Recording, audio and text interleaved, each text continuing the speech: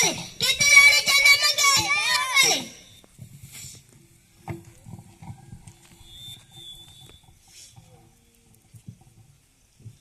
ತಾಯಿ ತಮ್ಮ ಭೇಟಿಗಾಗಿ ತ್ಯಾಕಲೆ ಸಾಹೇಬರು ಬಂದಿದ್ದಾರೆ. ಯಾವ ವಿಷಯಕ್ಕಾಗಿ? ಮಂದ್ರ ಒಪ್ಪಂದ ದೇಶವನ್ನು ತಮ್ಮೊಡನೆ ಚರ್ಚಿಸಬೇಕಂತೆ. ಕರೆದುಕೊಂಡು ಬನ್ನಿ. ಆಗಲಿ ತಾಯಿ.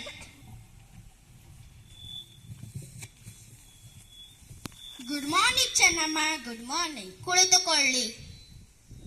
ಬಂದ ವಿಷಯ? ಕಪ್ಪ ಕೇಳುವುದಕ್ಕೆ. ಏನು ಕಪ್ಪ? ಹೌದು, ಮಂದ್ರ ಒಪ್ಪಂದದ ಪ್ರಕಾರ ನೀವು ಕಪ್ಪ ಕೊಡಲೇಬೇಕು.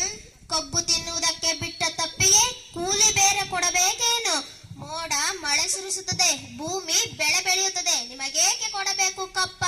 ನೀವೇನು ನಮ್ಮವರೊಂದಿಗೆ ಹುತ್ತೀರಾ, ಬಿತ್ತೀರಾ, ನೀರು ಹಾಸಿ ನಾಟಿ ಮಾಡುತ್ತೀರಾ, ಹೊರೆ ಹೊತ್ತೀರಾ? ಇಲ್ಲ, ನಿಮಗೇಕೆ ಕೊಡಬೇಕು ಕಪ್ಪ? ನೀವೇನು ಅಣ್ಣ ತಮ್ಮಂದಿರೇ, ನೆಂಟರೇ, ಇಷ್ಟರೇ, ದಯಾದಿಗಳೇ, ನಿಮಗೇಕೆ ಕೊಡಬೇಕು ಕಪ್ಪ?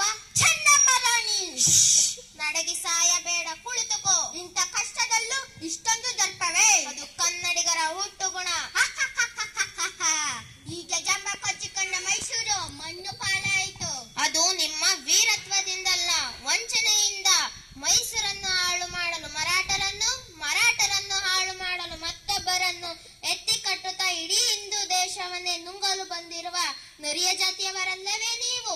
ಕಿತ್ತೂರು ರಾಣಿ ಎದುರು ಕಪ್ಪ ಕೇಳುವವರ ನಾಲಿಗೆ ಸಿಡಿಹೋಯಿತು. Insult, insult. ರಾಣಿ ಸಾಹೇಬ, ನೀವು ಕಂಪನಿ ಕದಲೆ ಮೀರುತ್ತಿದ್ದೀರಾ. ನಿಮ್ಮ ಕಂಪನಿಯವರಿಗೆ ನಮ್ಮ